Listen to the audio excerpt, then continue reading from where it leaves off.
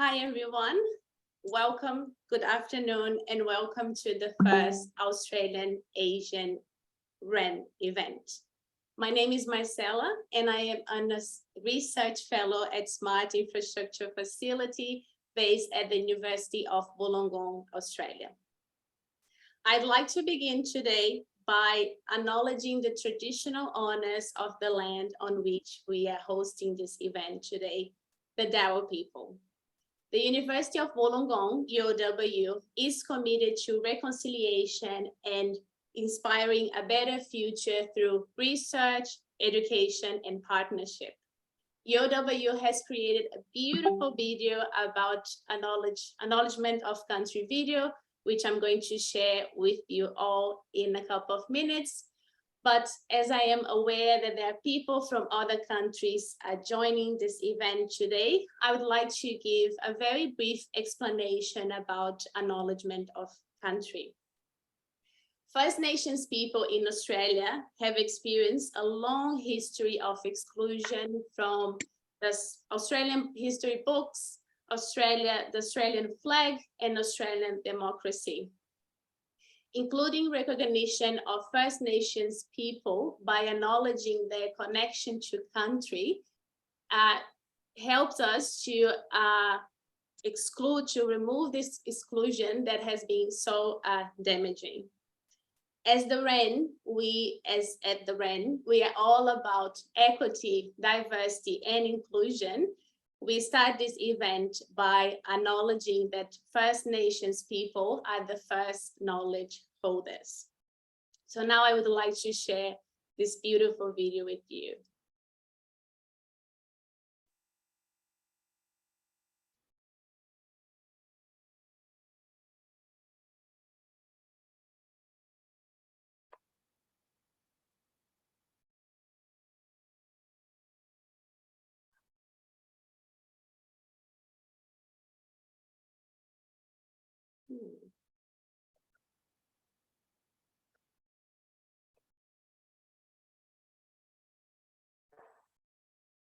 Let us pay our respects to our First Nations people.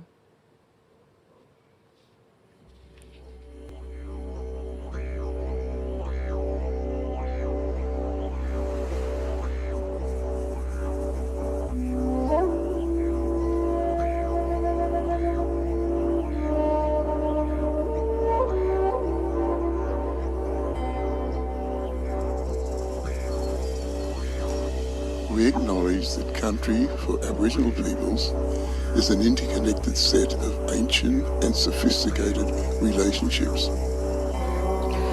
The University of Wollongong spreads across many interrelated Aboriginal countries that are bound by their sacred landscape, an intimate relationship with that landscape since creation. From Sydney to the Southern Highlands to the South Coast. Fresh water to bitter water to salt. From city to urban to rural. The University of Wollongong acknowledges the custodianship of the Aboriginal peoples of this place and space that has kept alive the relationships between all living things. The university acknowledges the devastating impact of colonisation on our campus's footprint. And commit ourselves to truth-telling, healing and education.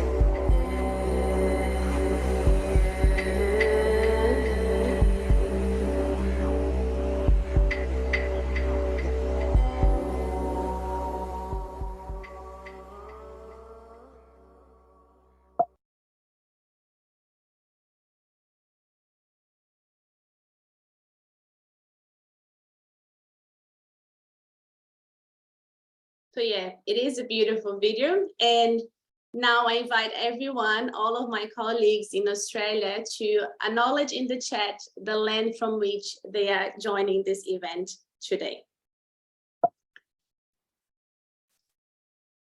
So Dr. Nishata Royan from UOW Malaysia KDU University College and I are going to be the moderators of this event. Dr. Nishata. Thank you, Marcella, for the introduction. A very warm welcome to the respected guests, speakers, colleagues from Australia and Asian countries, and to all participants. Here's the agenda for today's event. First, we will have Professor Patricia Davidson, the Vice-Chancellor of UOW Australia, to officially open the event. Then we will proceed with our webinar. There are 3 parts here. In Block 1, our guest speakers will answer a question and give their opinion about diversity in research. In Block 2, there will be a roundtable discussion on boosting international collaboration. Lastly, we will hold a Q&A session and finish with a closing remark. Without further delay, I would like to invite Professor Patricia Davidson to give her opening remarks. Thank you. Thank you so much. Greetings to you all. I'm at our innovation campus at the University of Wollongong. I just would really like to celebrate the leadership of our amazing colleagues, Marcella and Nishata, who have brought us all here today for this really important conversation. The program today really encapsulates many of the things that I really care about. True internationalization and collaboration, women, and also the power of science. WREN is doing an amazing job, and it's wonderful to see this Australia-ASEAN collaboration. I was really excited when I saw some of the email addresses, when I saw Hust from China, and I thought, oh, that looks familiar, and I have colleagues in that part of the world. And it's also wonderful to see my colleague Binh presenting today. So I really commend all of you for coming together. It's really a critical time in the history of the world for innovation and discovery, but not just innovation and discovery, for equity. And you are the champions of the future. And I commend your leadership. It is not always easy. It is often challenging, particularly for young scientists in a world where there seems to be many obstacles. But I commend your courage and really encourage you to move forward and to go forward with the power of your science. I look forward to hearing the discussion today. And again, my sincere thanks to the WREN network. And you are truly global. And this Australia-ASEAN conversation is going to be very powerful. Thank you again for giving me this opportunity to speak to you. Thank you, Trish. Thank you so much. We really want to thank you for your contribution, for your continued support to the WREN. We really appreciate it. Thank you.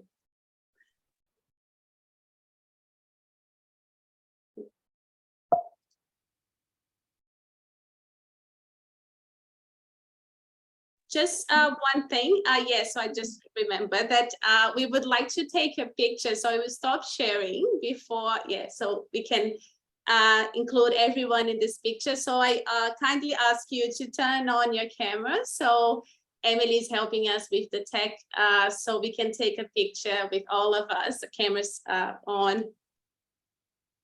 Yes, see how multicultural we are. All right. So everyone's got their camera up. Yep. I'll be very quick.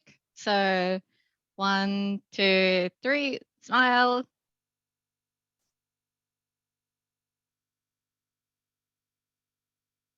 All right, I think we got a good one. Great. I'll pass it back to Marcella and Nisha. Okay, thanks, Emily. We are now pleased to introduce the guest speakers. Okay, we have Associate Professor Penia from the Institut Teknologi Bandung, Indonesia. We have Professor Ping Yu, Director of the Center for Digital Transformation based at the UOW Australia. We have Associate Professor Sansanee Auephanwiriyakul, the director of the Biomedical Engineering Institute based at the Chiang Mai University, Thailand. We have Professor Huynh, the Deputy Vice-Chancellor Academic of UOW Malaysia KDU University College from Malaysia.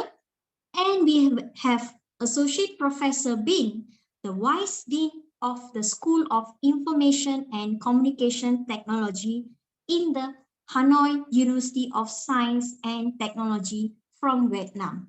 Welcome to the speakers. Okay, so to break the ice, I'd like to kindly ask each one of the guest speakers the following question. So is diversity important in research? More precisely, is gender diversity important in research? So who would like to start? Ping, yes?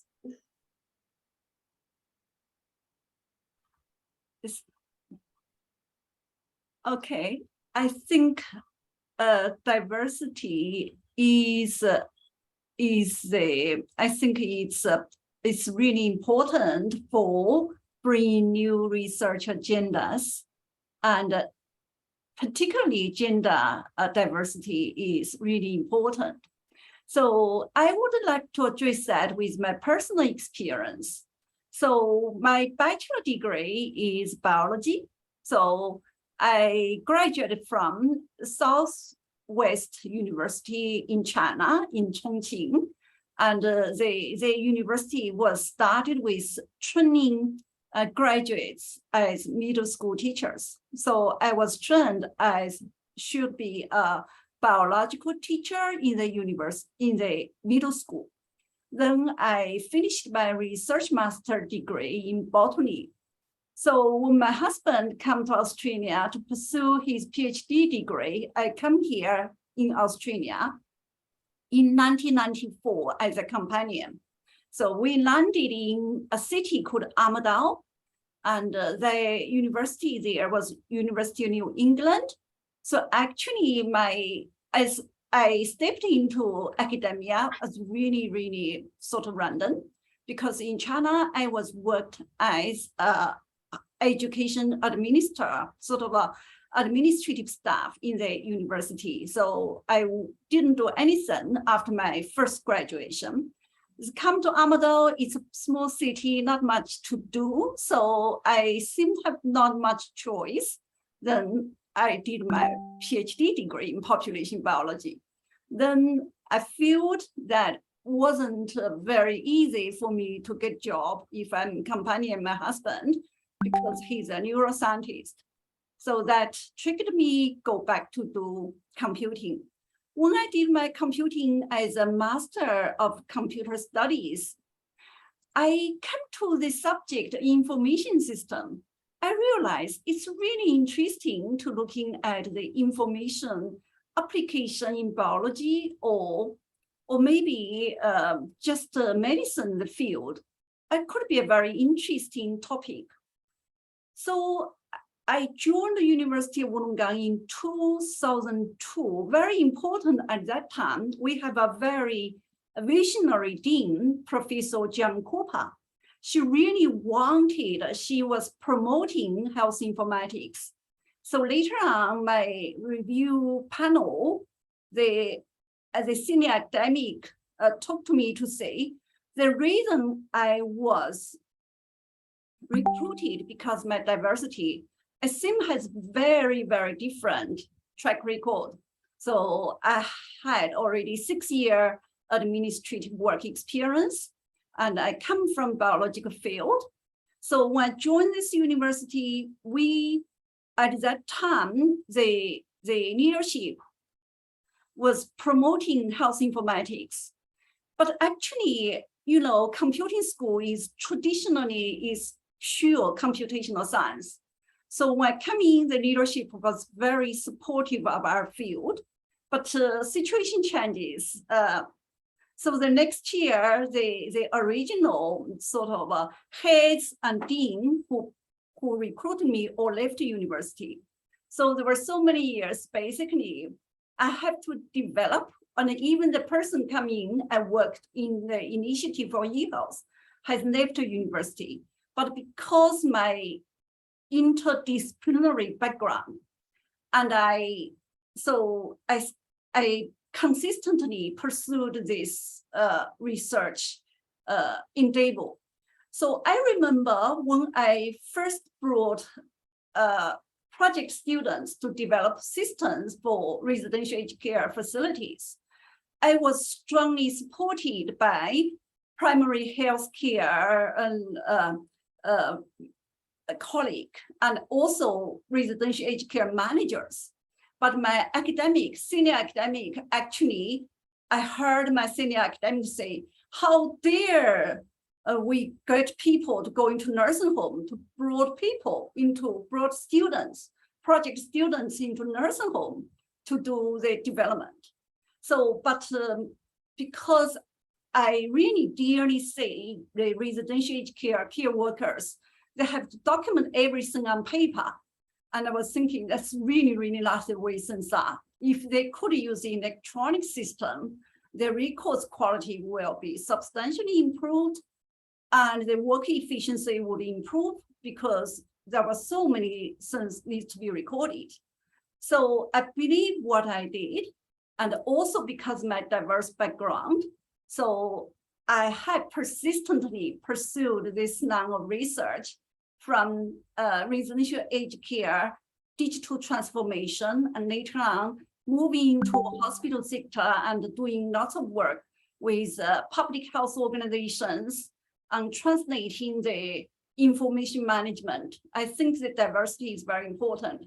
And I suppose also because my female nature, so I do dearly feel the challenge of the nurses and aged care workers, how hard they are. Just every day care so many old people gets really very tiring and mentally very sort of demanding work, and that at the end of the shift they have spent lots and lots of time doing paperwork.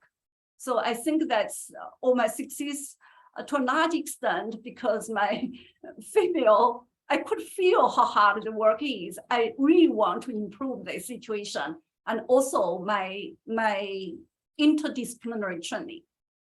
Thank you, Professor Ping. Thank you for sharing your perspective. Yeah. So next, who could answer this question very briefly? Shall I take it? Yes. Hi, thank you, Marcella. Thank you, Nishata. Good afternoon to all the colleagues at Australia as well as in Asian countries. Yeah, it's really nice and my pleasure to be here. My own view about diversity in research, I am a strong believer in diversity, and I think in every practice it is very important. Yeah, and when it comes to research, 2 points. One is the researchers. I think to have a diverse background of researchers in a research activity, in a collaboration, it will definitely enrich the possible outcome of the research. People come from different backgrounds, whether it's ethnics, whether it's religions, whether it's gender, they will have slightly different in terms of their view and opinions based on their own personal experience. And when they can come up with the ideas or proposals to a solution based on their personal background, it will actually enrich the outcome of the research.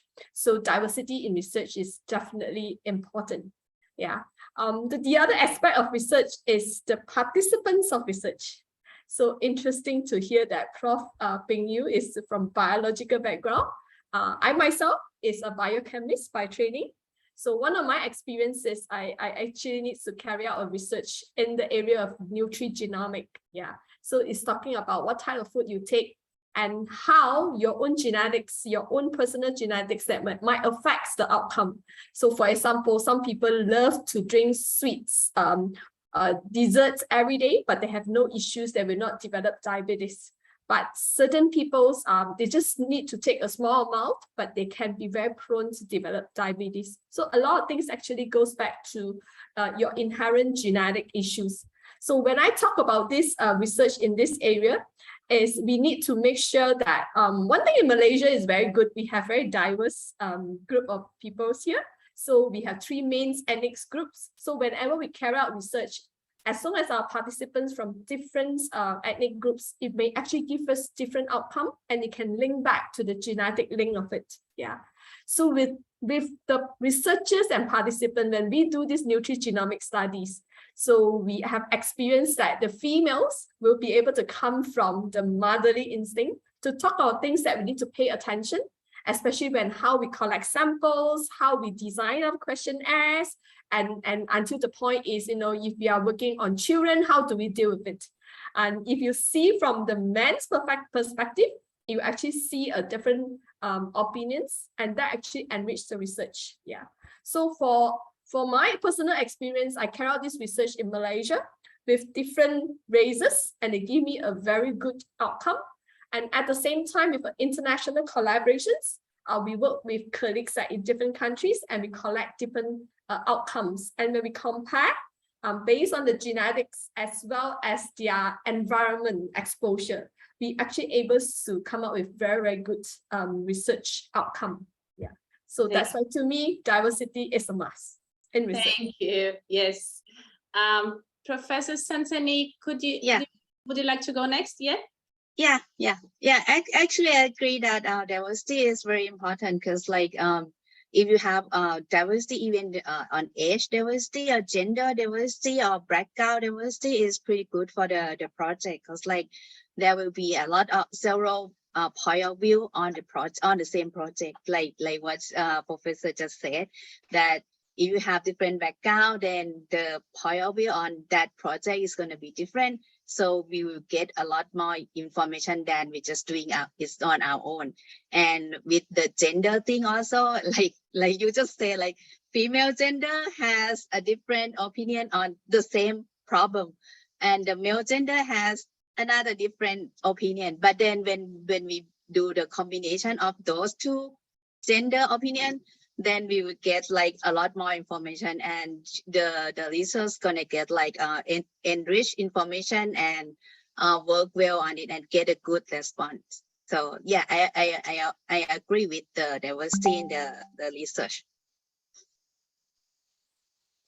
Okay, Thank you. Thank you. Yes, Professor Penia. Yes.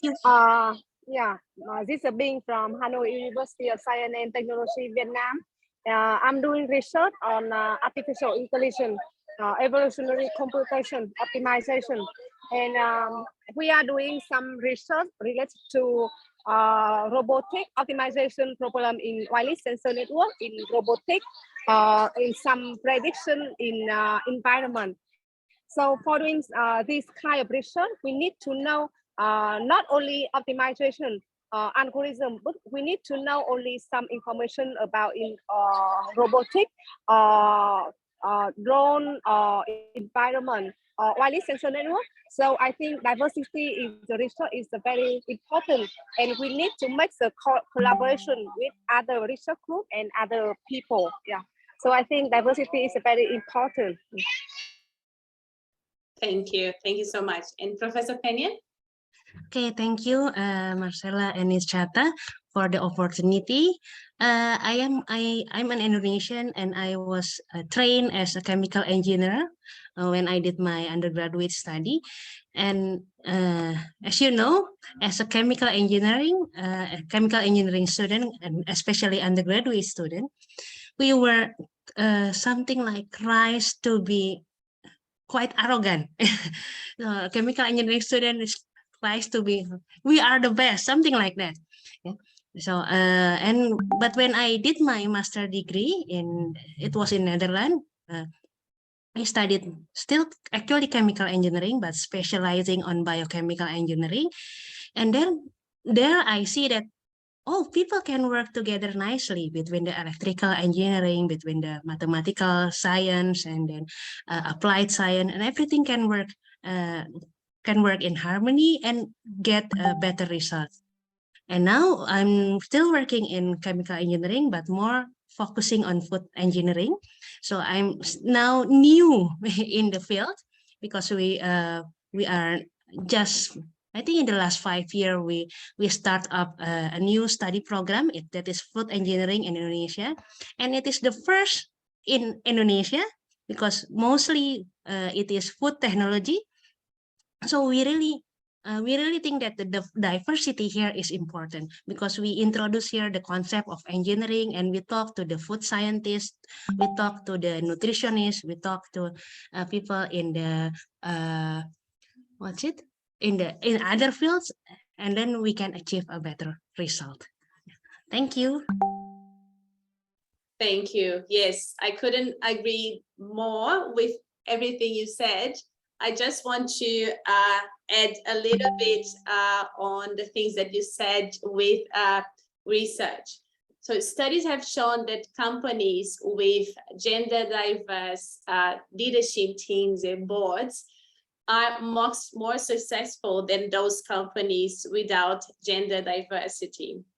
Studies have also shown that women enable teams to perform more effectively, especially in innovation-oriented businesses.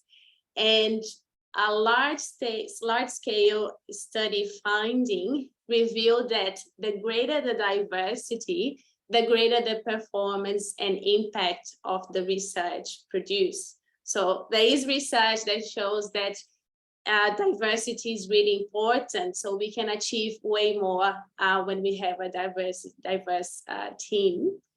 Yet, women only make up 10 to 20% in engineering fields globally.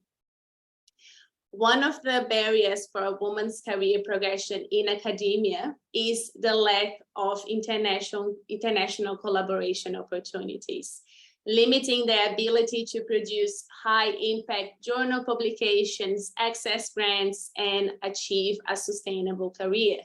And that's why we are here today, because we want to facilitate the creation of international collaboration. We want to boost international collaboration for every academic and especially for women.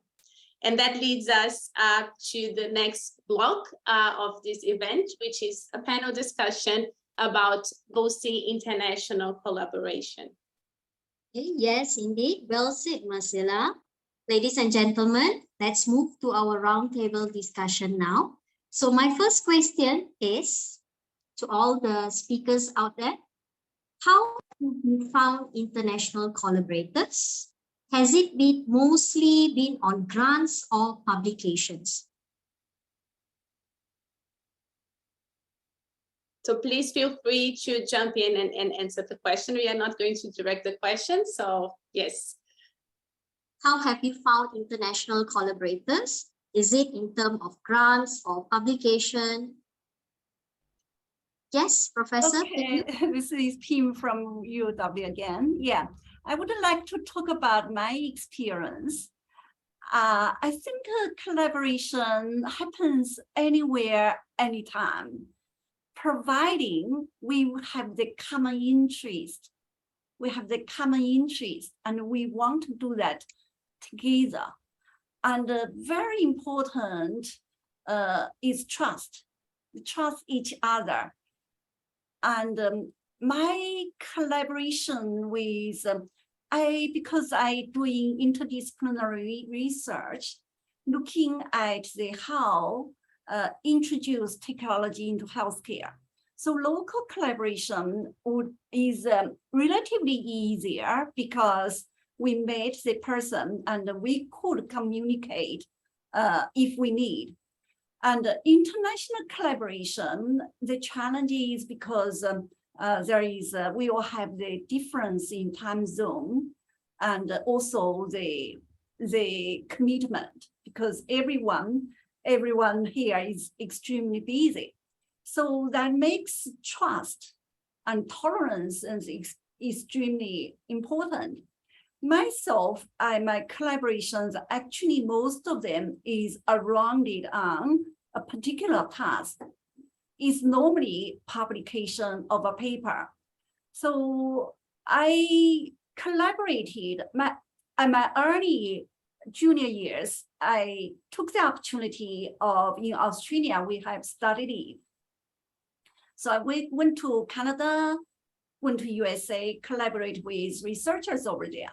So I had one funded trip to Canada, to University of Calgary, and appeared a very good opportunity, which was actually turned out not so sort of productive. The reason was because we research in the health field.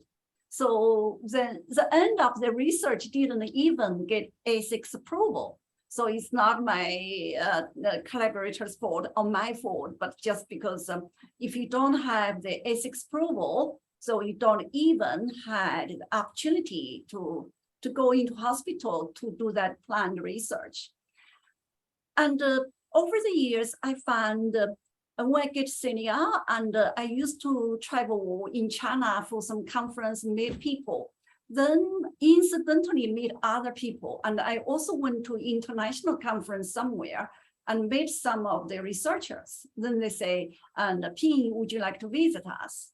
So I just visited them. And by that, I started international collaboration with a very impressive leading research group in Zhejiang University in China, the Bioengineering Research Group.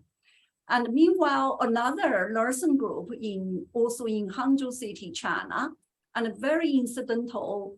And I was visiting some very prestigious group in Beijing, and they were also visiting that group. Then these nursing researchers, they got problem to publish the paper in the international journal, and they would like me to help out. So because my interdisciplinary literature, actually I published quite a lot in top nursing journal.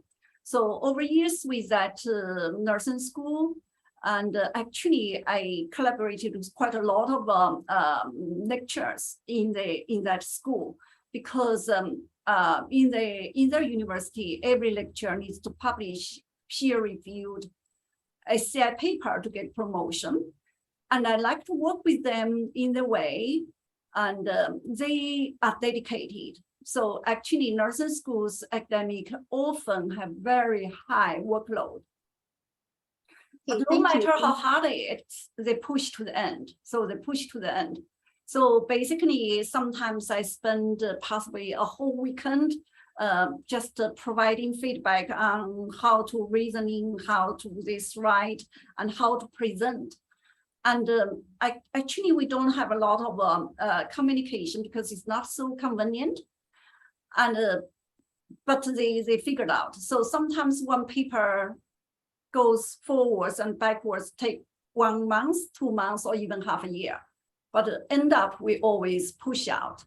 And I was also very impressive with one of the academic, actually is a Iranian academic. And I received an email from an academic Iranian, and the person said, oh, I read your article, I really like your research. I would like to collaborate with you. I said, okay, I'm quite happy to help you. I don't even know if the person is male or female. And basically, they're translated consumer health literacy measurement tool into Iranian Persian language. And they did a very solid statistical validation and would like to publish. So I just helped a lot. So possibly common force for 1 year. Then the person told me, oh, I'm sorry, I slowed down, I got COVID. So, but yeah, so what's common off was, so it's all about trust. So I trusted the person. Turned out she actually was an academic in a medical school. So, and when she published, because she's from a country has no funding, she published, submitted to many journals. And so because she got rejection or whatever, and she was so consistent, she published in the open source journal. I said, you've got to pay for that. And I don't know how she worked out, but journal waived her publication fee. So we pushed out that paper. So basically, I don't know the person just because they respect me, they would like to work with me. And I think that's a good thing, because major health literacy for consumers is so important. So I think it's goodwill, is just to say the common interest and trust. and tolerance, and also need to commit. So both sides need to commit. So sometimes one side might be very behind, but we all understand every one of us have many caps. So I think that's very important. So that's my research collaboration. So I do have some very, very reliable international collaborators, most of them at the publication space. Thank you. And I've got one question for Professor Penia. So you mentioned that you study in the Netherlands. So I was wondering if you could tell us how that has helped with creating an international network or even your career. Okay, thank you, Marcella. Yes, I did my master and PhD degree in Netherlands, and actually my tips for international collaboration is use whatever resources that you have. Yeah. In my case, I am one of the people that has quite a difficulty to collaborate because I am a mom of 3 sons. Yeah, as you know, before that, my youngest son come and approach me and so on and so on. And I delivered 4 times during my whole lifetime. So every time I deliver the baby, so it takes about 2 years break, yeah, for pregnancy and delivering and raising the baby, 2 years break. So in general, maybe I only work for several years until now because I step up into a next level in my career, and then okay, I need to take a break for doing the household thing and then rising up again and so on and so on. So I use all the resources that I have. It's an opportunity. It's such an advantage for me in doing the master and doctoral degree in Netherlands because I have some friends from there, from not only from Netherlands but from all over the world. I have some Malaysian friends who studied there and now working in the Southeast Africa. South Africa, and then I also did my postdoctoral research in Australia. So I have some friends in Iran from there during my postdoctoral degree, and some friends from Malaysia as well. So I use all the resources that I have. We used to chat, we keep the contact and we used to chat each other, and then we use that as the source of collaboration. And because we studied together and spent quite some time together, 2 years for the master degree, 4 years for doing PhD, and another 2 years for doing postdoc, then the trust that Professor Ping told us previously, we need to trust, and the trust is already built. So it's very nice to have a collaboration with people that we know before. But when we have no information about the background, okay, it's still quite difficult to start up. But we know we women have a lot of limitations, so just use whatever resources that we have. Okay, that's my answer, Marcella. Thank you, Prof. Penia. Okay, our next question is to Prof. Han. Hi, Prof. Han.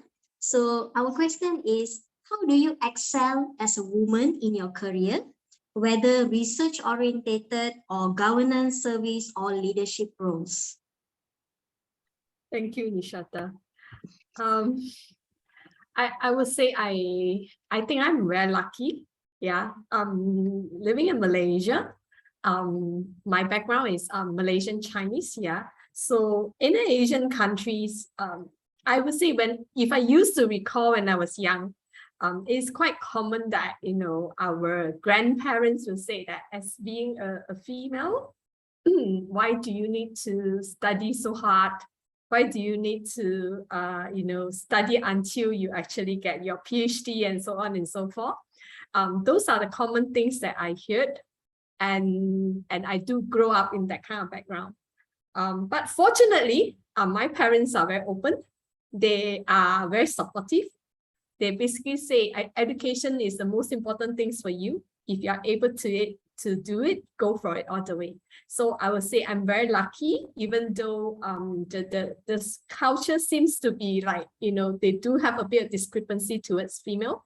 But my parents never do that to me, and I successfully able to complete my study all the way to PhD. And after I completed my PhD, again, I think I'm also pretty lucky. I have a lot of supportive females that have been helping me to grow my career. So I'm very thankful to have a very good supervisor. She's also a female. She's like my godmother, and she support me. Yeah, so she gave me the confidence to say, go ahead and do what you can, believe in yourself. So after I finished my PhD, I started my work along the way. I don't really feel that I'm being discriminated as a female. I have been quite lucky. All my colleagues work quite well with me. But I think one of the important things for female to note is you do need to have a good family support that allow you to continue to work when you are going to have your children. Yeah, so I'm very lucky that I have my mom that have been supporting me all this while. So she helped me to take care of my kids and my household when I'm working. And I think colleagues, yeah. So colleagues are very important. My team is very important. So I think the opportunities has been given to me that make me feel that I'm not being discriminated. And all these things build up my confidence. And I always think that having whether it's female or male in your team, as long as they are someone that can contribute, that doesn't matter.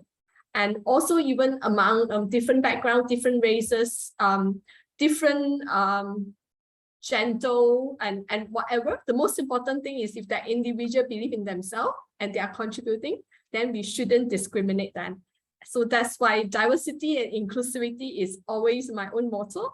And I think with that practice, I say I'm lucky to have all the people, diverse backgrounds supporting me. And because of that, I believe in people that is from any background, any culture, any experience. As long as there are someone that able to contribute, I will also give the same opportunity to them. I think that's my story. Thank you. Thank you, and we are lucky to have you as a role model. We really appreciate you being here and talking about this. Yeah, thank you. I do have a follow-up question on what Professor Penia was talking about, being a woman and international collaboration. I found that one of the things that COVID, the pandemic, has helped is to provide, like, people are more keen to collaborate online. And I can give an example. So I teach a subject, and now I'm able to talk to my colleagues in Brazil and ask them to give a guest lecture to my students, because everything is online. So it helps me to, you know, increase my collaboration and strengthen my collaborations.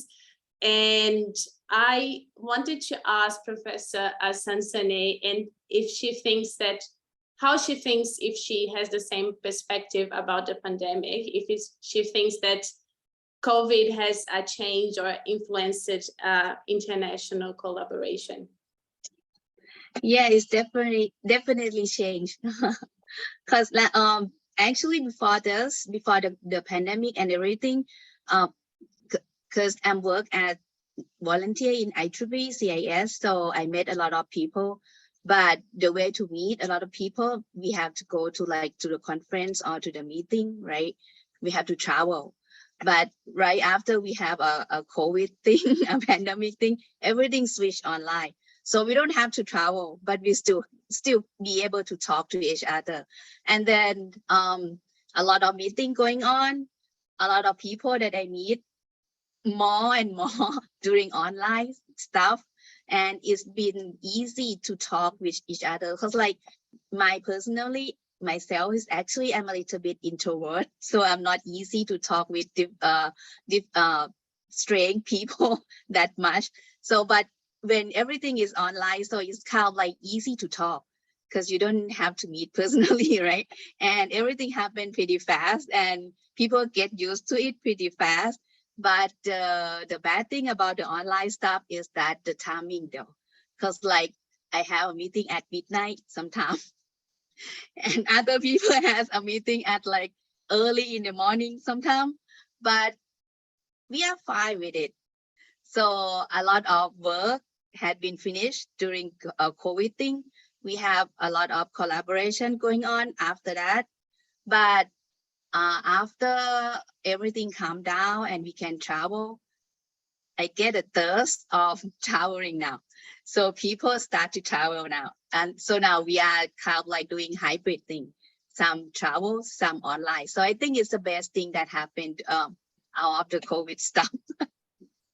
Thank you, Prof. Sansanee.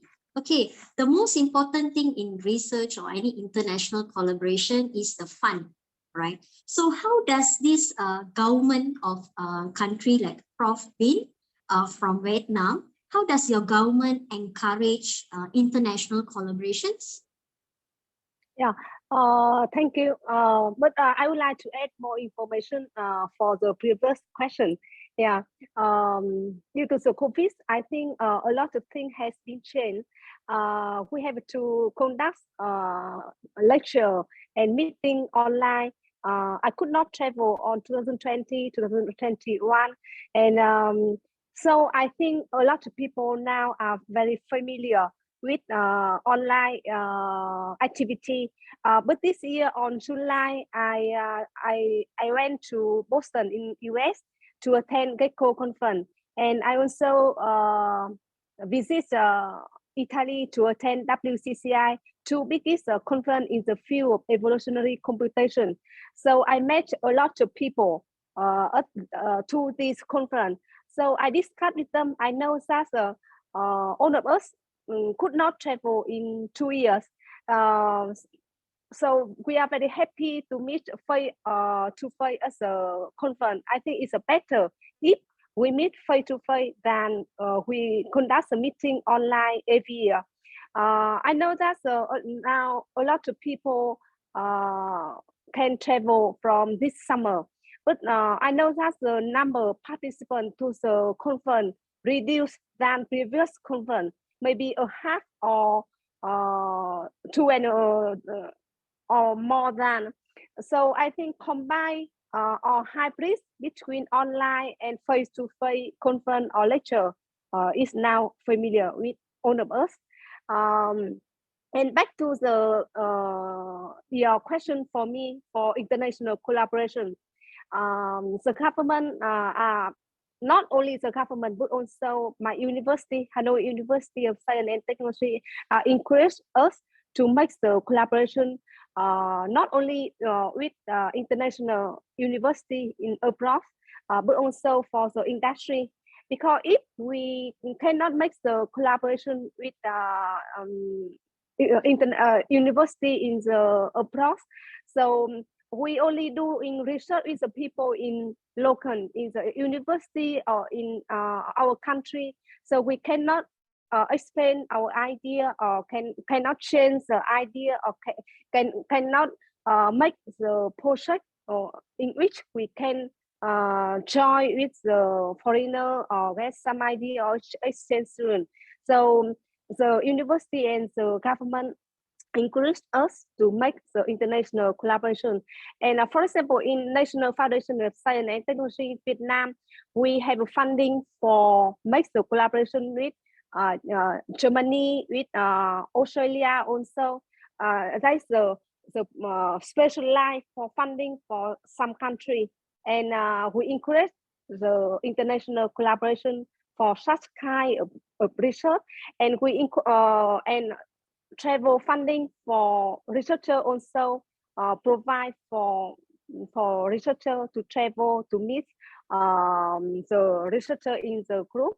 And also in recently Binh Group is one of cooperation in Vietnam also with funding for us to make the collaboration and invite professors from abroad come to teach and discuss the research for the researcher in Vietnam.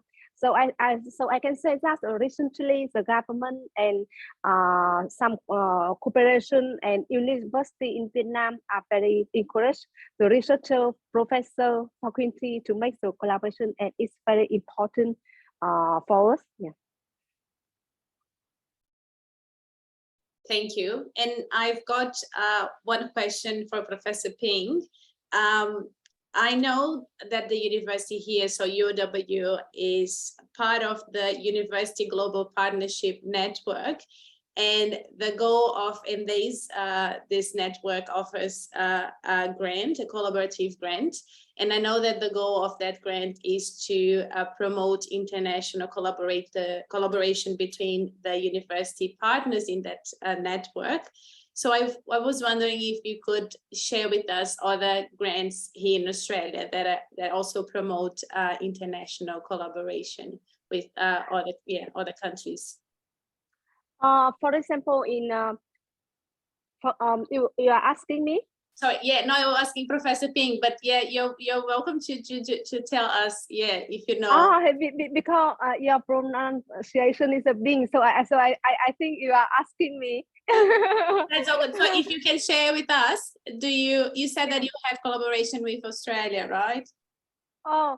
As I already told with all of you, that's the National Foundation of Science and Technology in Vietnam have special funding for make the collaboration with Australia and with Germany and Belgium also for basic research. Yeah.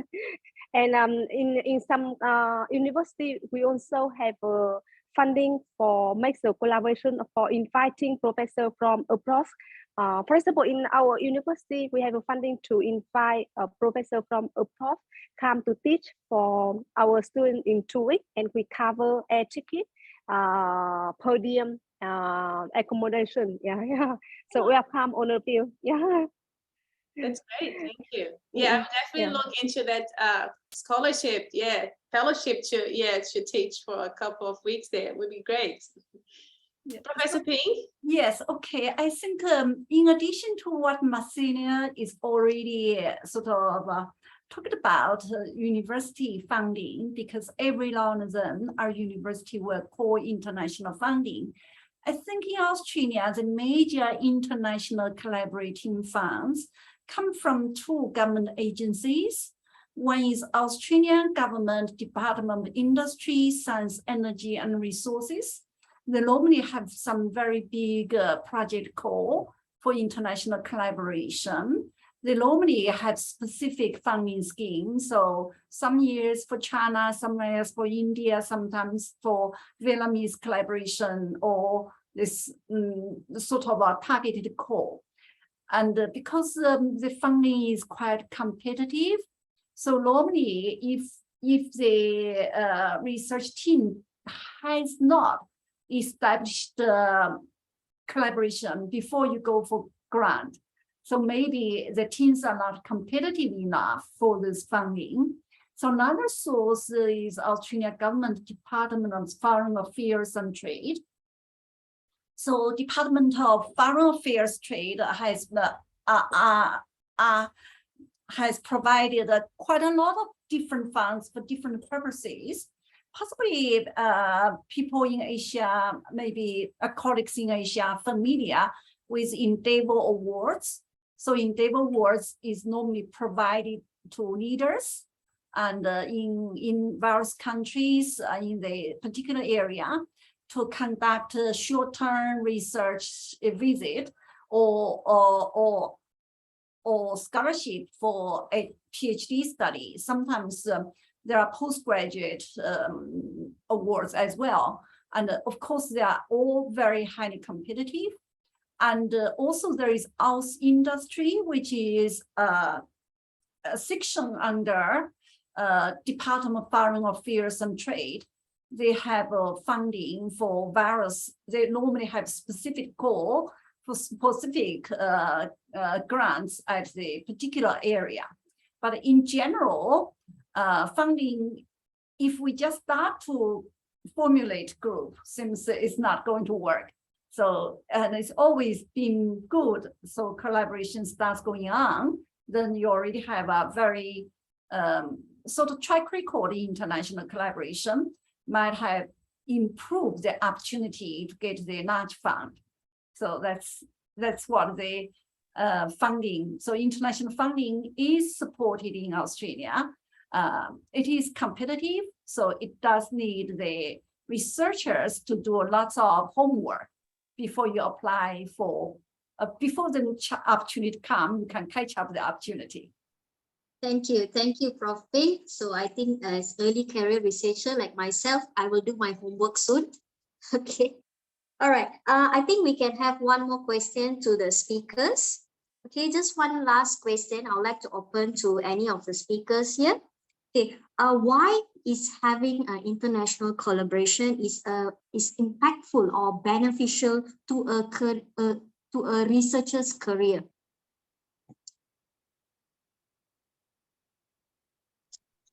Well, can I answer that? Sure. Well, because your question is that why is the international collaboration is held with the early career, right? Is that yes, okay. Exactly. Because my thought is that when I finished my PhD and working on my postdoc over in the US, and then when I came back, because facility in US and Thailand is different, right? So just like Professor Penia said, that we just work on anything that you have. So I just do that. I just work on anything that I have in Thailand. But then some knowledge that I need is not in here. So I need to ask some help from other people from other countries, cause some other knowledge that we don't have.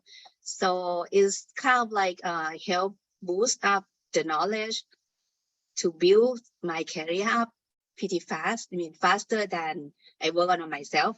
So it's if I work on myself, I just might take years to get finished things that I don't know. But if I have help either from inside country or outside country, that will help me to learn a lot more faster. So I think international collaboration is kind of a pretty good idea to have, and it's a pretty good idea to help you to build your area and research stuff. And because one more thing is that my research area is in artificial intelligence. So normally I have to apply into some application area, right? But if I just work on that application without knowing the problem on hand, I mean by heart, so I just solve it on my own way, and it might not help the application at all. So I need to have the expert on that application to tell me what is exactly the problem, what is the solution that they need to know, and then we kind of build on that. So that is kind of a collaboration that we need to have to help us to start something. Yeah, is that, I think that answered the question, right? Is it? Yes, thank you. Just before we move to the Q&A session, I would like to ask the other guest speakers if you could share with us other grant opportunities that promote international collaboration. So Professor Binh mentioned here in Australia, and Huynh mentioned in Vietnam, the opportunities there. So I'd like to ask the other guest speakers to share with us international grants that support international collaboration in their respective countries. May I answer first, Marcella? Yes, of course. Okay, thank you. I do some homework on this because I have not much of international collaboration, and I am just starting to have international collaboration to expand my collaboration. So in ITB, in my university, there are some grants to invite lecturer or professor from other part of the world, so we can especially in this online course, it will be very handy. But if we have to if we invite you to travel to Indonesia, maybe we can invite someone from Malaysia easily, or Australia, or Thailand or Vietnam easily. But it's quite difficult with the amount of money to invite somebody from the US or from Netherlands or from Europe. So that kind of money that we have to invite professors from other part of the world. But from the government, Indonesian government, there are also opportunity for international research collaboration or SAME, so mobility to fund people from Indonesia to do research or to start collaboration outside the country. But also it's very competitive, like what Professor Ping said, that we need to do the homework first, that we need to have a joint publication first before we can apply for that grant. But I think everything is possible. We just need to start things. So Professor Hong, would you like to share? Okay. For Malaysia, we do have quite a bit of government fundings for research fundings that is open for public university as well as private university to apply. But unfortunately, all these government fundings by our Ministry of Higher Education or by our Science and Technology, the main researchers or the principal investigator must be Malaysians. But they do welcome international collaborations, but the international collaborators cannot be the principal investigator. So this is a form of, I would see it as encouraging collaborations rather than having international researchers to be just there to use the government money for research. Yeah. But in Malaysia, we are pretty lucky. We have quite a lot of academic collaborations with universities of different parts of the world. So with all these long-standing academic collaborations, the government or some of the private institutions at different countries do have some funds. So we do have specific funds that is to encourage collaboration between Malaysian university with a UK university. And we also do have some funding that encourage Malaysia with Japan specifically. Yeah, so it's very countries collaboration specific. And of course, all these grants are pretty competitive. Yeah.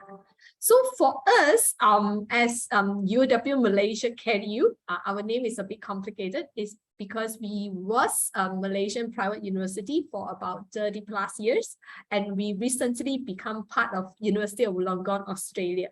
So being part of University of Wollongong, I think we are pretty lucky. So just of these 2 years, University of Wollongong has opened up some research funds that encourage collaborations for UOW Global Network. So UOW do have a strong global networks, and all these fundings are meant to encourage young researchers to collaborate with colleagues that is at different parts of the world. Yeah, so we have colleagues from Dubai, working with colleagues in Hong Kong, and working with colleagues in Australia as well as Malaysia. This funding opportunities is very encouraging, especially for us, yeah, being in Asian. It is a true fact that our money is much smaller compared to Australia dollars. Yeah, of course, we don't compare to Singapore. Singapore is one of the different countries in a way. Yeah, so with this support of collaboration fundings, it definitely helps us to expand the possibility of doing collaborations with colleagues from different parts of the world. Yeah. So there are a lot more small grants available, and we are now working with other colleagues and to try to compete for all these grants. But most of the international grants are definitely very competitive. Thank you. Thank you, Prof. Han. So next is from Thailand, right? You have to share with us your funding. Okay. In Thailand, there are several funding for international collaboration, like we have Fonco Thai, which is government funding, Thai government funding, and France government funding. So they kind of share the funding half or some percent to go to work research in France or come to work research in Thailand. So that's one type of funding. So we have this kind of funding with several embassies. And another funding is that they have a funding for, it's kind of like a scholarship for PhD student scholarship. So we have to have a co-advisor who is international. And then when we work on the research, the student can just like work in the research in Thailand and then go abroad to finish up the research with their co-advisor. So that is another type of funding that we have. So that is kind of like a government funding that they support. And then another type of funding is visiting scholarship. So they have a funding for us to apply to invite a professor from outside country to come to teach in Thailand, either teaching or giving helping with the research or stuff like that. So there are several kinds of funding that the government has. So it's pretty good. Okay, thank you. Thank you so much for your inputs. Due to time constraint, we will need to stop the roundtable discussion now. Thank you very much for all your helpful answers and pertinent comments and suggestions. We hope that all your valuable inputs will be used as strategies for the betterment of our research potential globally. Now we'd like to check if we've got any questions from the attendees.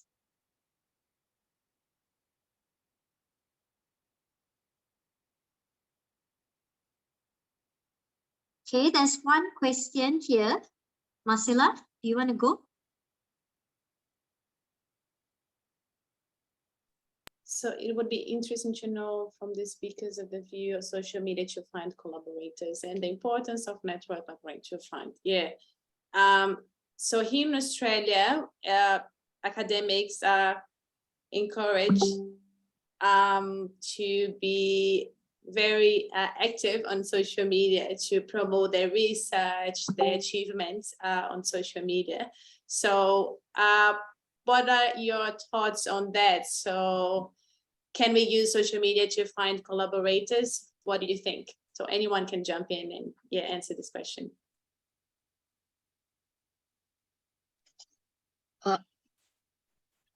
Can I? Yes, please. Okay, because actually I've been using a lot of social media, used to like Facebook, LinkedIn and stuff like that. And I found out that people just kind of like notice who I am and what I'm working through those social media a lot better than before. I mean, using email is kind of like a two-way connection, right? But social media is just I can just like post my research or like summary of one's project up, and then people just kind of like getting to know it and know what I'm doing, and then they start to contact me, so that it increased the way to collaborate with each other. So I think it's helped somewhat. Anyone would like to add on that? Yeah, maybe can I talk here? Yeah. Okay, so I myself has never had experience finding collaborator using social media, but I found it's very successful by looking at the references. Because the reason is why we need a collaborator, because we normally have some particular issue we would like to get complementary expertise to solve that issue. So I found, for example, recently we read one article. We found that machine learning method is really good. So we just directly approach the author of that piece of work. So I found it's very targeted and it's very fast. So social media, yeah, because I think it's very important for your collaborator share the common interest, and would be useful if our skill sets complement each other. So, and myself, I feel I normally looking at the area of research. And of course, if social media, sometimes I do jump into other people's topic area, but because I bring my expertise to that area, I'm interested in the area, or vice versa, I bring in another expert in. So I think common interest is so important, as well as commitment. Yeah, we can jump in anytime, but we got to be commit later on. So yeah, that's my experience. Thank you, Marcella. Thank you, Prof. Okay, can we have more questions? Any more questions from the attendees?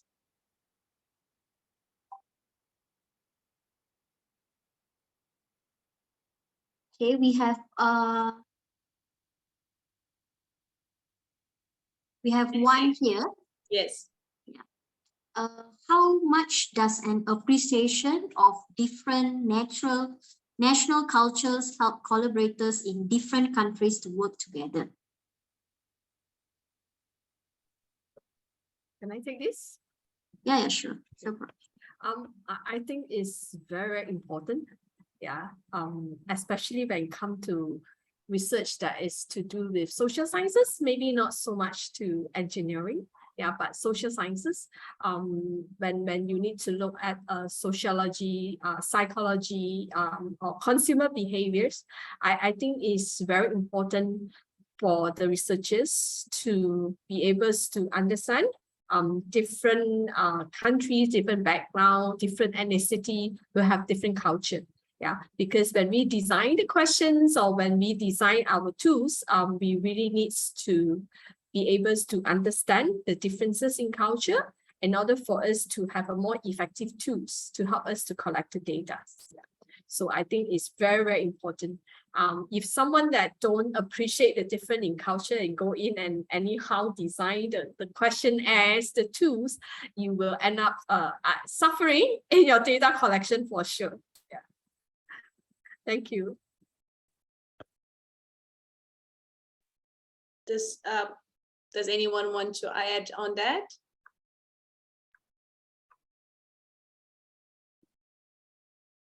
No?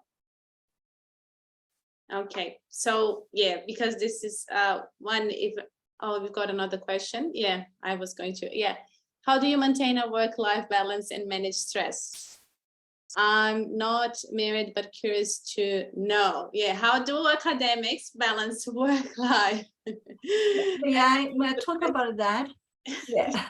So yeah, I know that's challenge for female academic. And I think we are pretty good on multitasking. So actually, and I feel, and I agree with Huynh, and the good family support is really important because I have 2 children, and of course, children will grow up. But during the process, you know, we are in Australia and just driving kids all around the place, these classes and that classes, and kids finish the sort of middle school at 3:30, you pick up. So it is stressful because you want to making sure everything up to speed. But I think I'm very grateful. I have a good husband who is very supportive. As well, I think it's you got to be super tight in your time management. So time management is all very important. And also I think very important to be doing one thing at that time, just immersed in one thing. Don't have too many things bother you because you're stressed out. You get stressed out. I think I've been able to finish lots of work because when I do one thing, my whole mind is getting that thing done to the best I could, then I'm moving on. So, but of course, I know my speed of doing things is very fast in general, because I'm highly concentrated. I think we all know it's stressful, but we have good planning and making sure when we do one thing, we are really just do that one thing, not be distracted. I think maybe for women, sometimes we are influenced by the environment a bit more than our male colleagues, because we want to be good on everything. End up to say maybe we are no good on anything because we want to do everything to performing to the best. Sometimes we have to prioritize what's important, what's not important. I think actually I'm very impressive with one advice from our previous Vice-Chancellor,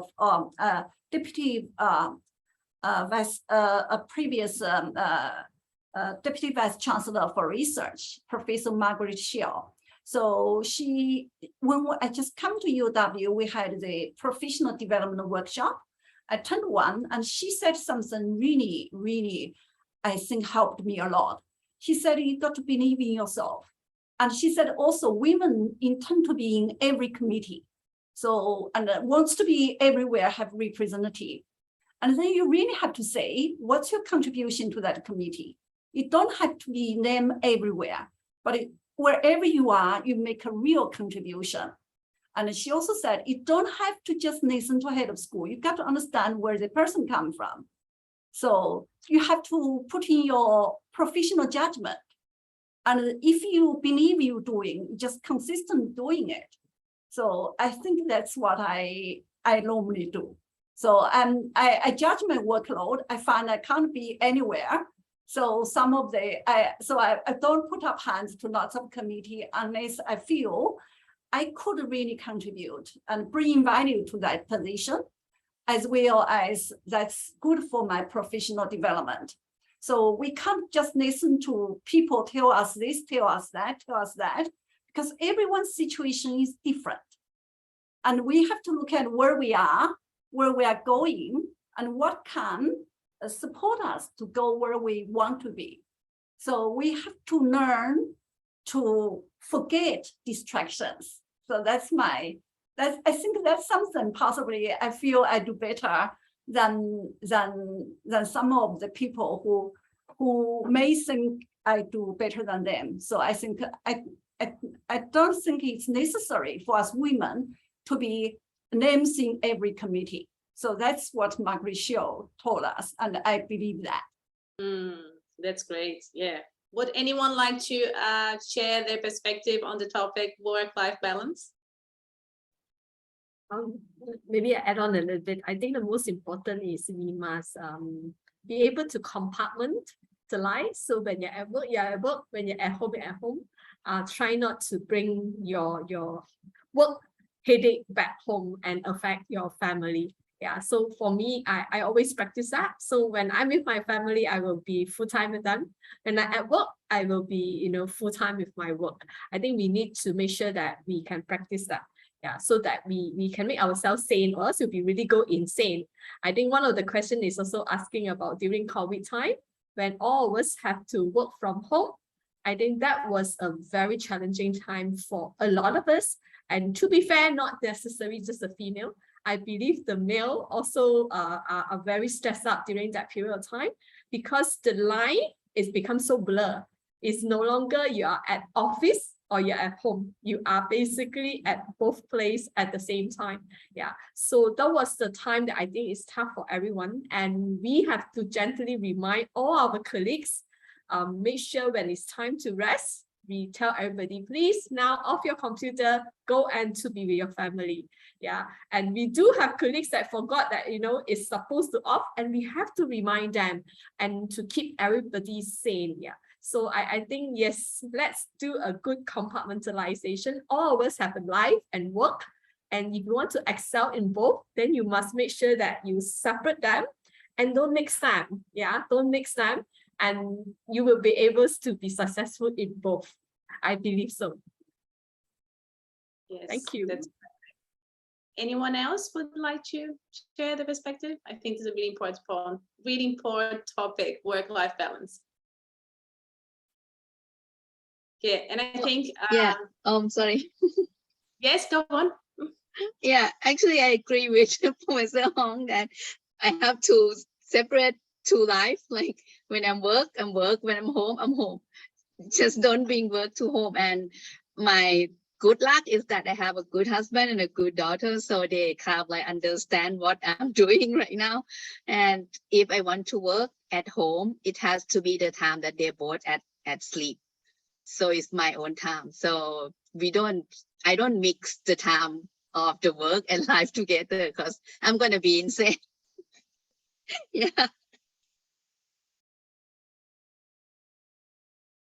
Yes, so I guess, it is especially, I think we have to learn, one thing is also that we have to learn when and how to say no. And I think that for us is especially difficult.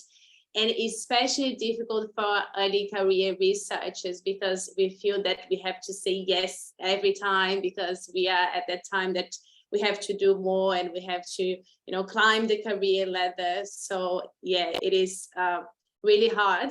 But I guess we come a full circle in this event because that's the purpose of what we are doing. So we have to find our collaboration to our networks, right? Be our supportive network at home or at work. We have to find people that support us and help us to achieve more. So it's all about collaborating and working together. I'm aware of time, so I think we can wrap things up. And yeah, we come to closing remarks, and I would like to thank a couple of people. So I'd like to thank UOW Vice-Chancellor for opening this session for us. And I'd like to thank the guest speakers for their very valuable suggestions, tips, insights, perspective. We really appreciate your contribution to this event. Thank you so much. We thank UOW Faculty of EIS Engineering and Information Science, Associating Equity, Diversity and Inclusion, the WREN committee and the ASEAN representatives. Thank you so much for your hard work in putting this event together. Thank you. To everyone who joined the event today, as well as everyone who contributed in the chat. And we also thank our collaborators, our universities, partners, and our sponsor, the Australian ASEAN Council. Yes. Okay, thanks, Marcella. Stay tuned to our next events. We are planning to have a couple of events this year. A career development workshop in October, led by a senior consultant in higher education development. A networking event in November for academics and researchers to find possible international collaborators. And our very first WREN annual conference in February 2023 next year. Please follow us on social media to find out firsthand when our events are happening. And of course, please join the network. You can join us via our website. It's very simple and it's free. Okay, the network is open to all who support women's equity in engineering research. And also, it's a very great place to find your collaborators. Thank you. Bye-bye. Thank you. Thank you. Goodbye. Thank you. Bye-bye.